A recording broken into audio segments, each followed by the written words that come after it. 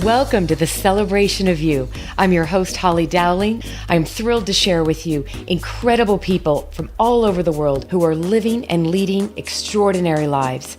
From overcoming immense adversity to discovering the secret sauce to leading with courage and grace. Their stories are going to bring you hope and inspiration. Now, let the stories begin.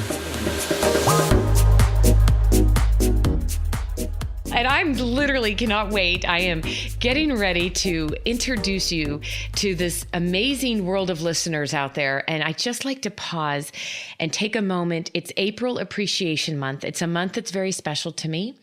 And I've tried to I have created a movement over the last few years that in the month of April, just letting people know how much you appreciate them.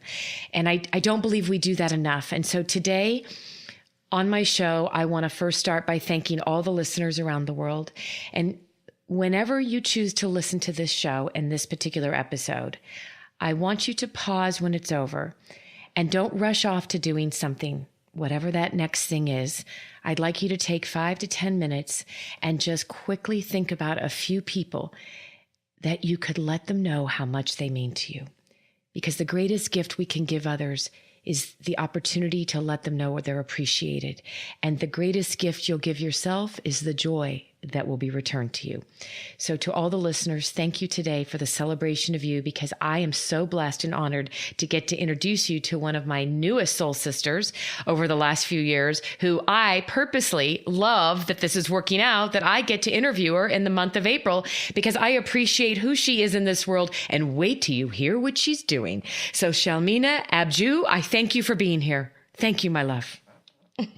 Thank you, Holly. It is such an honor to be here. And Soul Sisters is a great way to describe my relationship with you. That's exactly how I feel. Oh, well, and so just to give people, a little background, we got the pleasure of meeting through, a huge global movement that we're both very proud of and very involved with, Girl Up, with the United Nations Foundation. And you actually are on the advisory board, as well as you are also on the advisory board for the movement for young women, a Young Women Empowered, another movement I want to hear more about.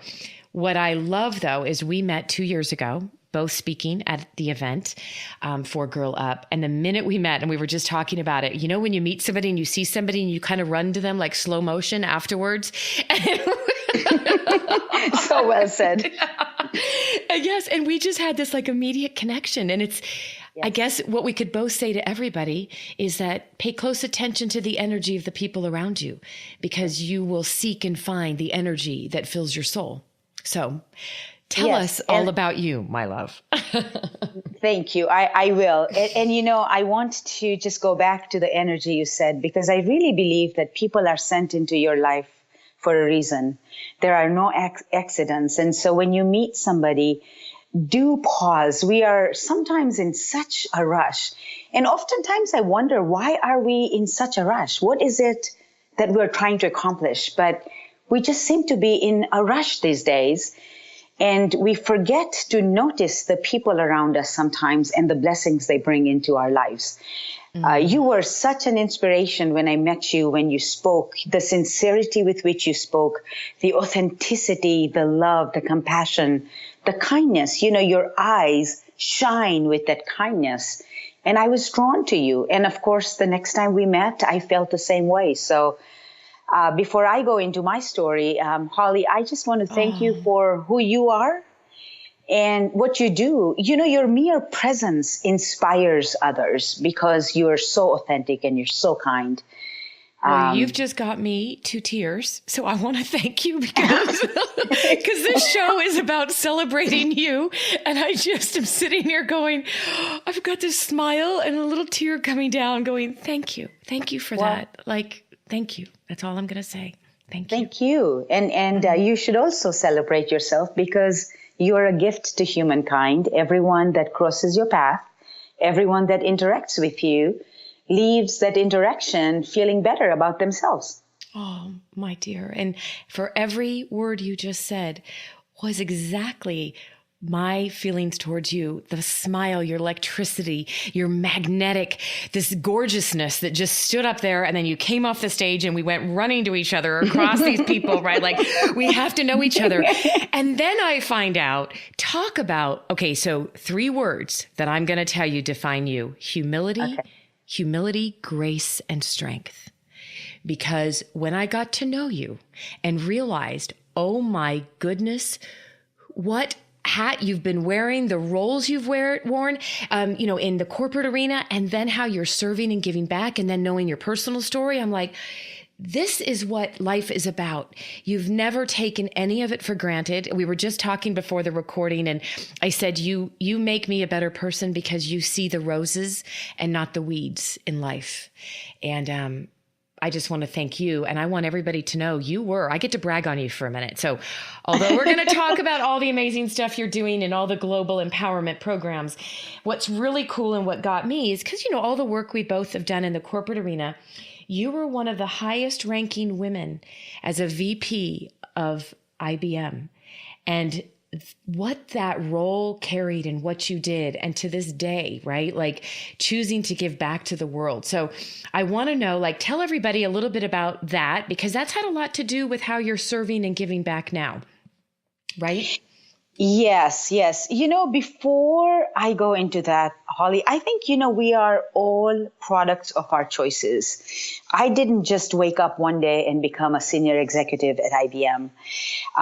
We start, in my case, obviously, like everybody else's, the journey starts with your family and your childhood. Yes. Holly, I grew up in a town called Mwanza in Tanzania.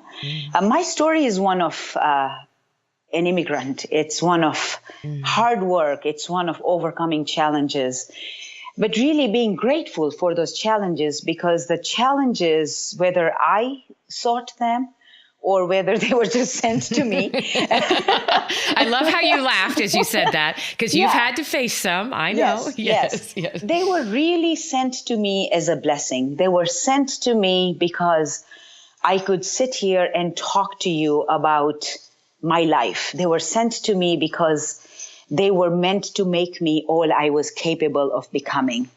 So going back to growing up, I grew up in a family that had very, very strong values. And really, I truly believe that is what makes me who I am. My parents had very little in terms of material wealth, but they were very rich in terms of values, the way they lived their life, with humility, with grace, with strength, the word that you used, with surrender, with love, with compassion, with laughter, with kindness, all the things that money cannot buy. Yes. We had all of that.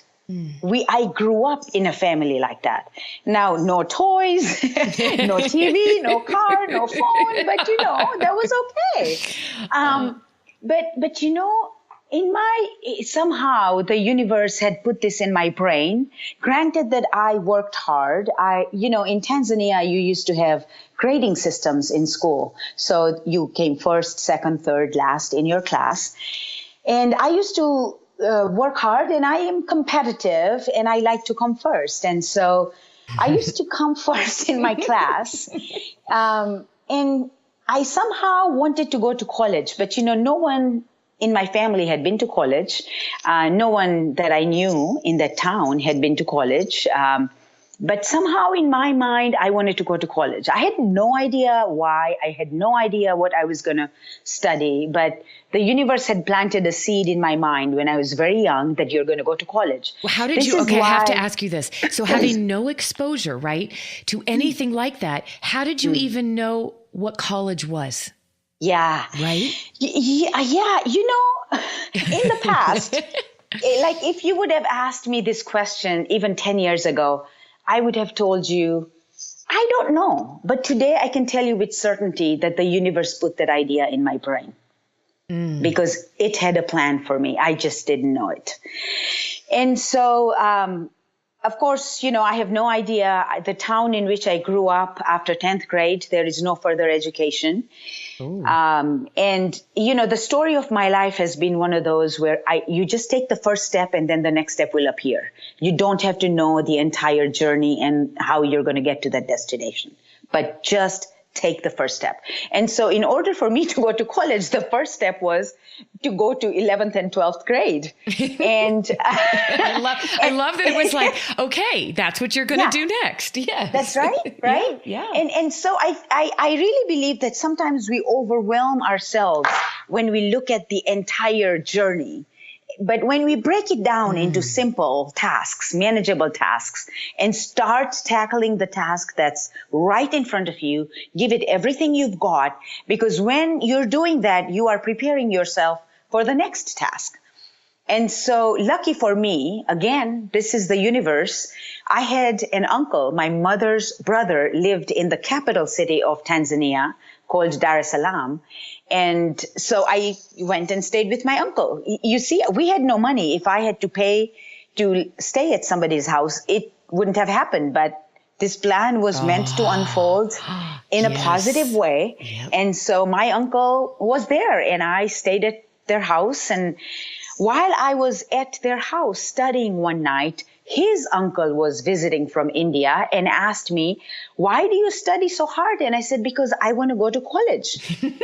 I love that. You still knew you wanted to go to college, right? Exactly. And he says, where do you want to go to college? What do you want to study? I said, I don't have the answers to both of those questions, but I want to go to college. And so he was visiting from India and he says, well, you could come to India with your grades. I'm sure you could get admitted. And the colleges in India are not very expensive. Well, this is, in 1978, which he was right. And so I said, okay. And he said, if you need any help getting admission, I can help you.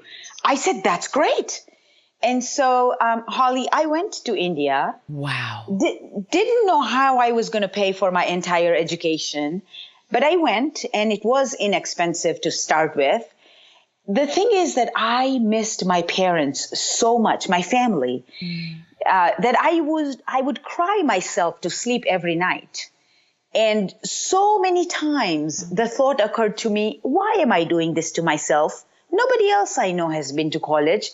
I can just go home, eat my mom's food, and just do whatever the rest of the women do in Tanzania.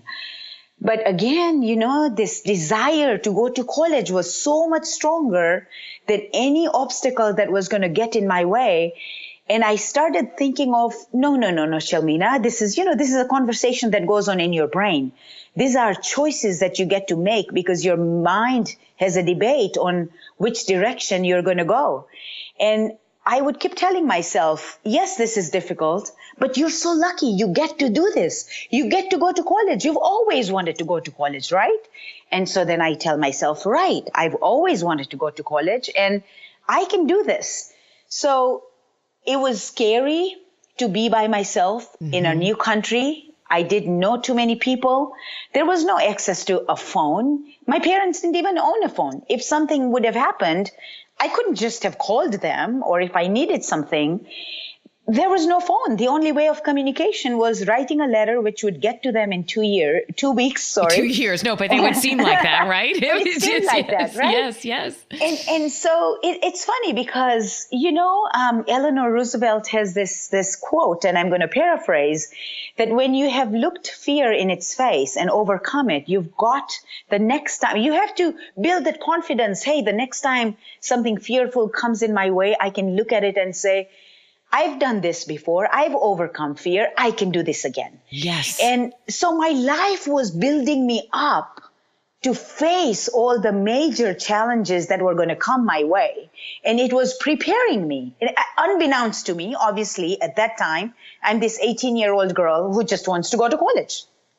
I just love this. Right? Like nothing stopped you, and you hadn't even stepped foot on a college campus to even know what that was going to look like. You're just so determined. Of course. Yes. Of course. There were no colleges where I was, right? This is amazing. Yeah. Right? And now summer is approaching, Holly, and I am dying to see my family. I am so homesick that I am physically hurting. Oh. And this is the other thing, is when you have this desire and that intention that is so strong, the universe always conspires to bring you a solution. You just have to be on the lookout. Yes. So I'm like I'm walking down a street, and my eyes go to this window that's full of clothes that I can never afford, clothes that I have never worn. But I know how much these clothes sell for in Tanzania, because I know how much they cost. I can't afford it. None of my friends can afford it. And so a thought came to me, and I thought, if I could buy those clothes and sell them in Tanzania, perhaps I could pay for my ticket to go see my parents. You had that thought just coming across you as you saw those clothes? Yes.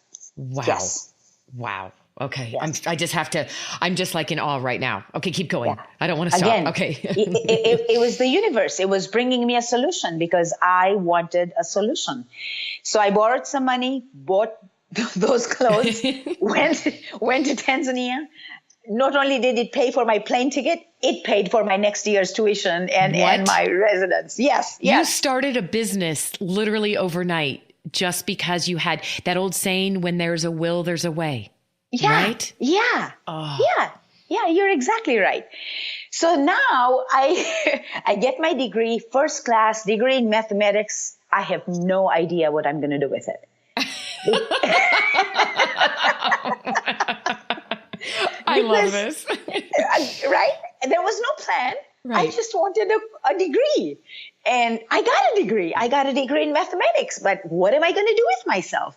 Now, teaching could have been an option, but I know myself well enough to know that teaching at that time was not my gig because I didn't have the patience. So now I'm thinking, what am I going to do? You know, it would have been nice if I got a degree and I could find a job that would have paid me to earn a living. But I hadn't thought about all that. And the universe conspires again. A magazine appears. This is 1981. And there are articles about computer science and how there were so many programming jobs available. And if I had a degree in computer science, I could get a job. And if you're good at mathematics, which is your logical, structured thinking, you could become a programmer. And I thought, okay. Shelmina goes, I'm reading a magazine. I'm like, I can do that. That's right. I'm going to become a programmer. I'm going to get a degree in computer science. So I go back home and I tell my parents, I'm going to go to the United States of America to study computer science. You know, and I'm sure they are thinking, what has overcome you? You just came back from India. Now you're going to go to the United States of America because, by the way, Holly, at that time, it was one of the very few countries in the world that offered degrees in computer science. Oh, I did not know that. Okay. All right. And so, there were no degrees in computer science in India. Otherwise, I would have just stayed there and I could have afforded it. So for a year and a half, I was trying to get admission. I was trying to figure out how I was going to buy a ticket to come to the U.S., how I was going to pay for this. And you know, my father, my family, after about a year and a half, gave me $2,000. I'm willing to bet that was perhaps my parents' entire life savings. Oh. And they said, all right, you go to La Crosse, Wisconsin, because my brother had a friend who went to college there. And my father said, should anything happen to you, he will call his father, who will then let me know. So that was his thought process.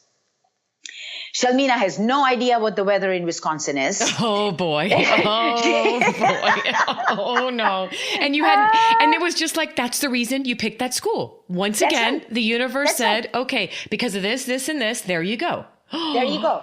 You're going to go to La Crosse, Wisconsin. Not only that, Holly, I didn't even know that because I already have a bachelor's degree in mathematics, I could actually apply for a master's degree. I just thought because I don't know anything about computer science, I'm going to apply for a bachelor's in computer science. You see, no role models, no internet, no way of looking up information. I was just sort of, going with the flow, if you will. Wow. And I came to La Crosse, Wisconsin in January of 1983. My definition of cold is 60 degrees where I grew up. Yeah, well, I'm about ready to just croak for you. You must have had a complete attack. What did you do? Did you just flip out when you got there? Well, the International School Organization, the International Students Organization probably had other crazy people like me show up from Tanzania.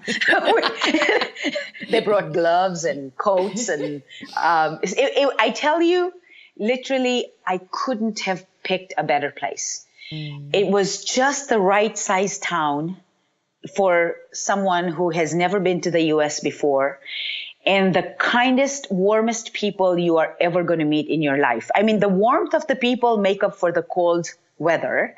I believe that. Totally believe that. The heart of the Midwest, beautiful people. Yes, absolutely. And really, if I didn't go there, I wouldn't have found a job working as a student in the computer center, because the first semester I already spent the $1,500 of the $2,000 I had.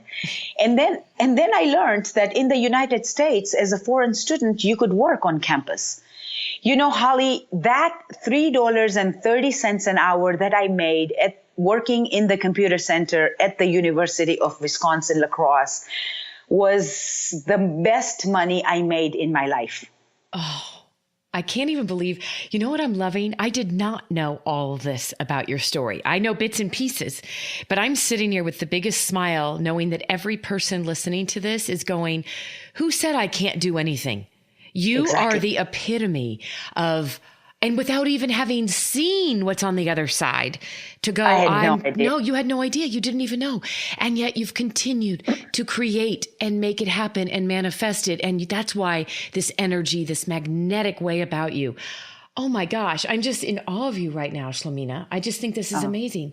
So this explains, this is why you're so passionate about Girl Up and empowering young women. Because when you imagine all the tools we have today, there's no excuse. Right? Yes, this is what I say. This is why I share my life story, really and truly. If I can be successful beyond my wildest dreams, everybody can. Yes. Everybody can. And so, Holly, every Friday night, every Saturday, every Sunday, while everybody was doing whatever it is that they were doing, I was working. My definition of success when I was in college was to obtain a degree and to pay for it.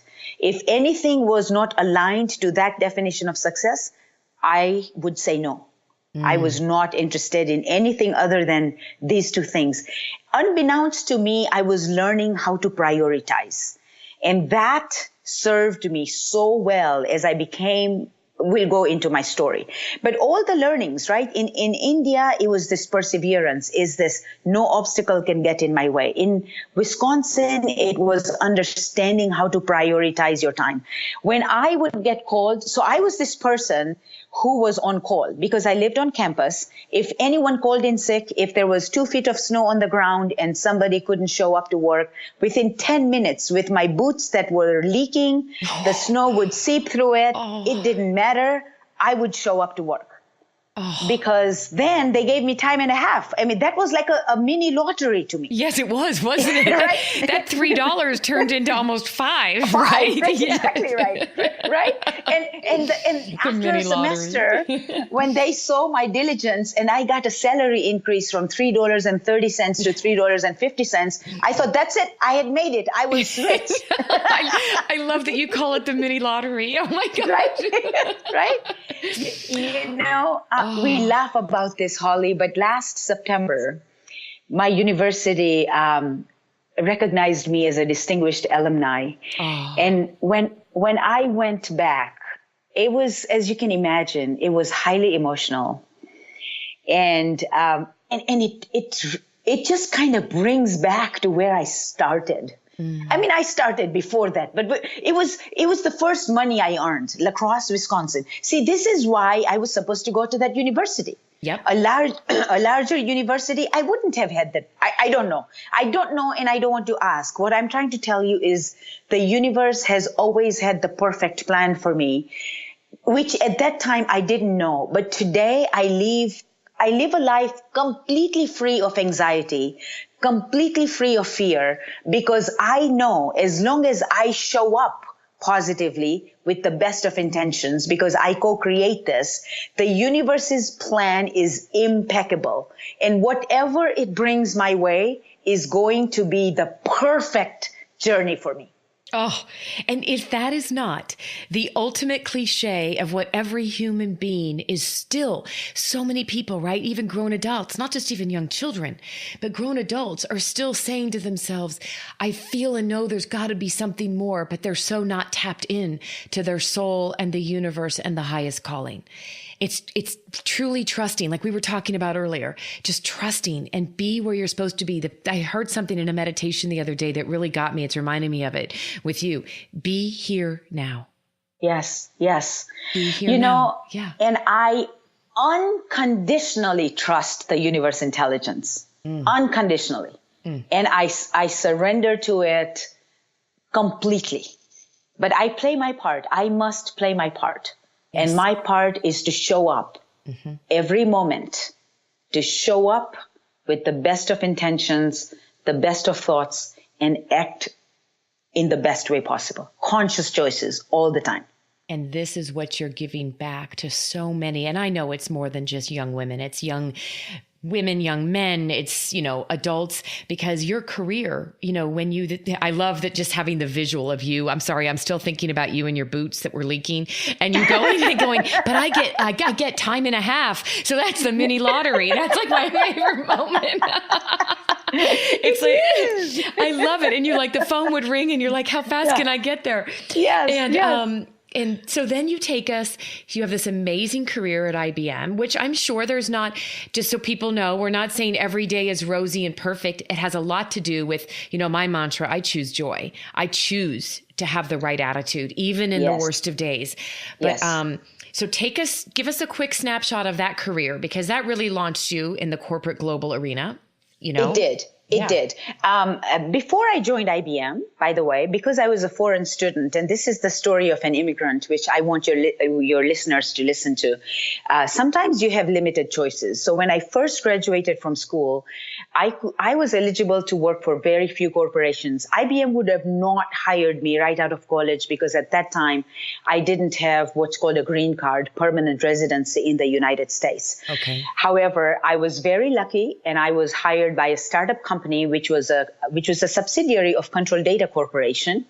I started making $27,000 a year right out of college. Holly, to me, yes. I was the wealthiest person in my whole family, and I've always, and that, this attitude of abundance instead of scarcity. I was so grateful for making $27,000 a year. I cannot even begin to tell you. I mean, when you go from $3.30 an hour. It's the lottery. You really got the lottery. Yes. Then I won the real lottery. And what I really wanted to do was to take care of my parents, because if it wasn't for their support and their trust and their confidence, they're letting me go at a tender age of 15 years old to pursue my dreams. For them to have confidence in my ability to just go to this country where they can't even call their young little girl, but they trusted me. They knew I would make good decisions.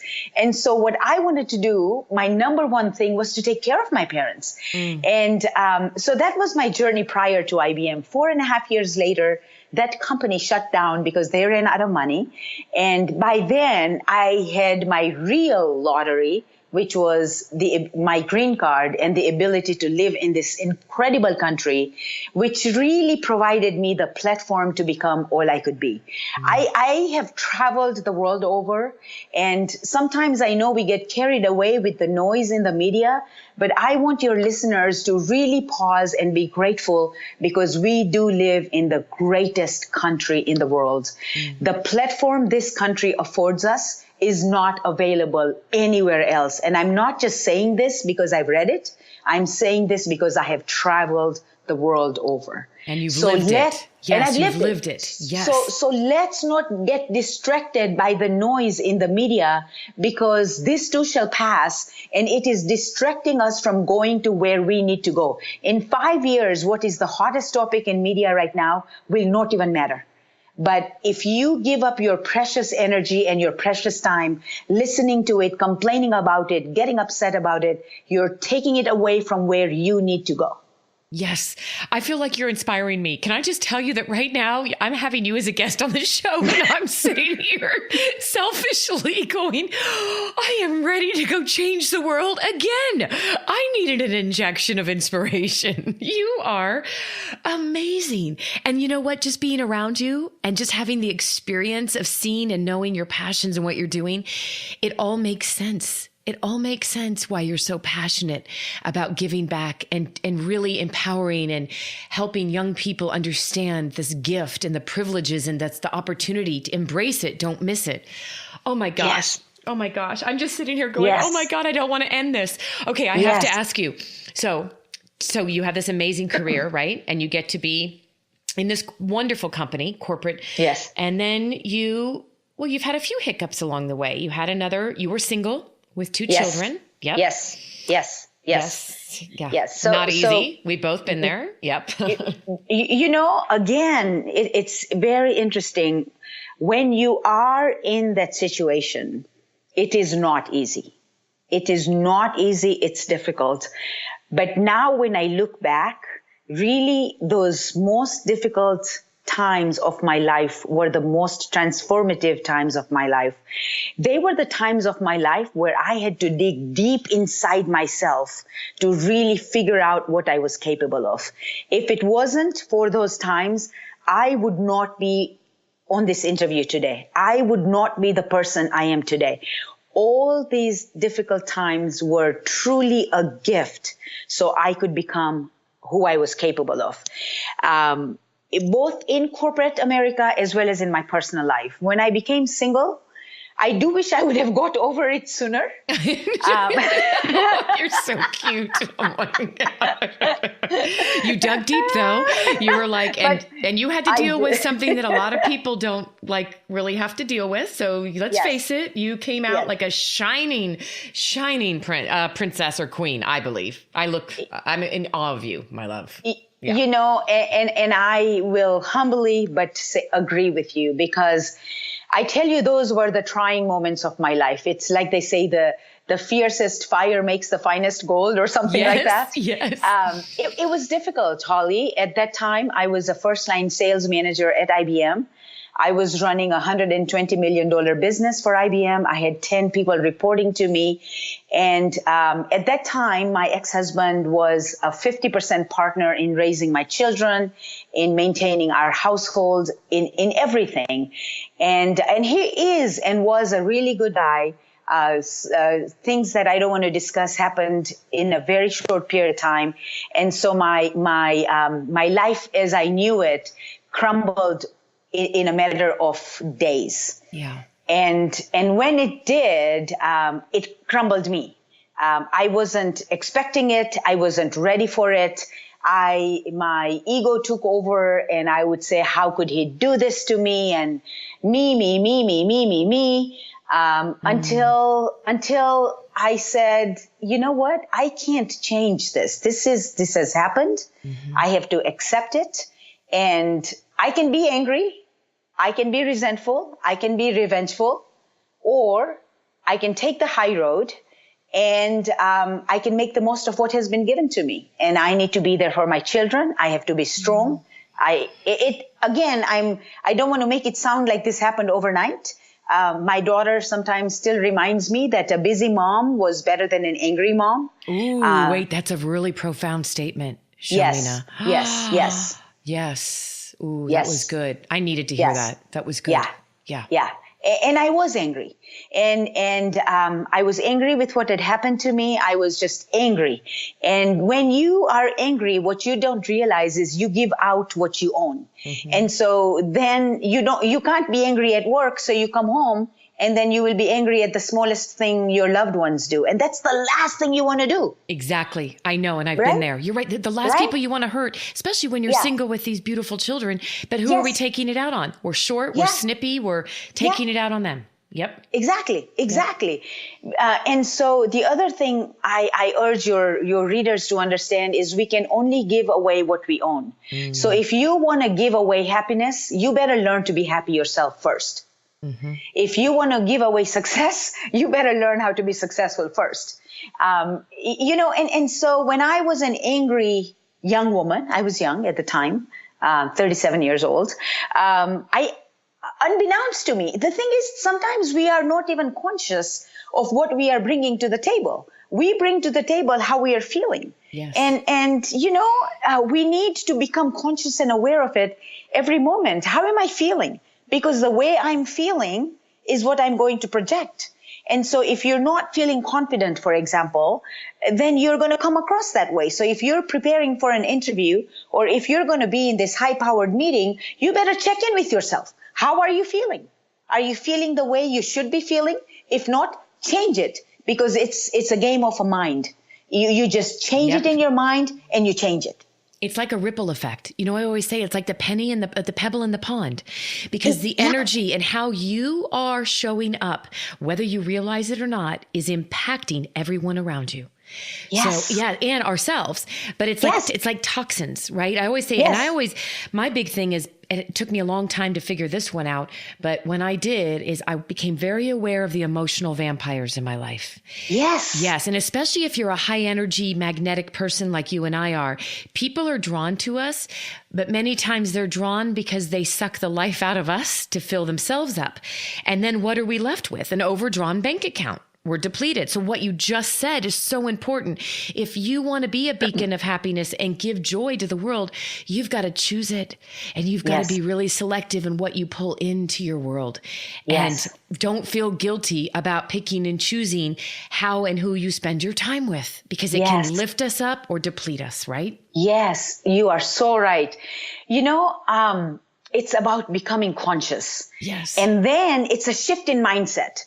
What people don't realize is you control your choices. You control how you feel. You can choose to be grateful for what's going on in your life, or you can choose to complain. You can become a victor or a victim just by a shift in mindset. Totally 100%. Absolutely. Right? And I want to take you on the road with me. You know what? I know you do a lot of speaking too. We have got to figure out how to bring this together, because I am just loving every single thing that is just coming out of you right now.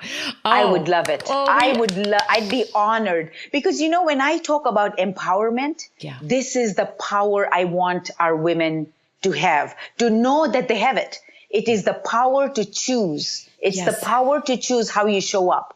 It is a shift in mindset. Well, and I typically, I have to tell you, by the end of an interview, I usually ask my guests, what's a piece of wisdom or advice you would give your 25-year-old self? I feel like you've given us a lifetime of wisdom and advice, Shelmina, from a lifetime of taking every opportunity and seeing it as a gift versus a challenge. Yes. Right? And, all my listeners know this, but I feel like if there was ever a guest right now that is living my mantra, and I always, we've all been through our dark times. We've been through the ups and downs. I choose to not live in woe is me. It's wow is me. Yes. And you, my love, are a walking testimony and beacon to choosing to live in wow is me. And I love you for that. Thank you. And everybody can make that choice. Yes. Everybody can make that choice. We can, the thing is, you get to do it, not because you have to do it. Ooh, I love that. Okay, so I know that everybody that's listening is going to want to know, how can they learn more about you, reach out to you? So out of respect for you, would you please share with us how people can get in touch with you? If they want to book you to speak, if they want to learn more about you, just anything. Tell us. So I have a website. It's just my first name.com. www.shelmina.com. It is my desire to impact as many lives as I possibly can. It is my desire to share my journey. I don't regurgitate any statistics. I basically talk about my life, all the obstacles, how I live, how I overcame them, both in my personal as well as my professional. And someday we can get into a big discussion about my profession and how I chose to take on challenges. And every challenge was getting me ready to take on even bigger challenge, because every time I overcame a challenge, I built my own self-confidence. I built my own self-identity. And so I tell women that your biggest job in this life is to build yourself up and to not let anybody else take you down, because it's your life. Don't allow anybody else to dictate how you live it. You decide how you're going to live your life. You become all you're capable of becoming. You make the choices of how you want to appear in this life. How do you want to appear in all your interactions? And I would add to that, because this is so powerful, and what a way to wrap this up, is that what women, I think, struggle with the most is to let go. You don't need permission from anyone to own who you are and the gifts you've been given to share with this world. You do not need permission. So stop waiting and asking, and own it. And if you need the help to rekindle and fall back in love with you, you have two people. Everyone knows this is my passion. And I feel I was put here on this universe to help people truly fall back in love with their gifts and who they are. And Shelmina is just the same. So if that's where you're at, please reach out to us, because this is what we have chosen how to live the rest of our lives, to help people do that. Let's do this together, Holly. You and I can create a rising tide that'll lift so many more boats than we do individually. Oh, you know what just got me excited is that I know when you say that, it's going to happen, because it's going to happen. It's like, and I will be wearing my leaky boots, and I'll be running after you, going wherever you go, Shelmina, I'm coming. Fortunately, we can afford better boots now. Yes. I love it. I love it. Well, you know what? You just dropped a carrot that I think, and I've had a few guests that we've done this, by the way. I am going to suggest we do a part 2 and focus on the corporate woman and helping them own their brand and helping them, what you just said. Another time we could talk about the professional piece to all this and what you faced and how you built that. I think that could be so cutting edge. So let's just leave our listeners with, get ready. We will do a part 2. So they got to first listen to part 1 and then let both of us know, go to my website, go to Shelmina's, let us know if you'd like to hear part 2, because I think that's right in the making, my dear. Well, thank you for this opportunity, Holly. You are awesome, and I am so appreciative of you. You are a gift and a blessing, and thank you for being in my life. And thank you all for listening and letting us know how much this impacted you. Thank you for joining me for another awesome celebration of you. If you were inspired by this story, please share it with your family and friends and hashtag Your Story Matters. I'd love to hear from you, so please leave a comment on iTunes. And absolutely, please come to my website, hollydowling.com. Leave a comment there too, and while you're there, pick up your free gift. Most importantly, though, just remember that your life is a gift from God. What you do with it is your gift back.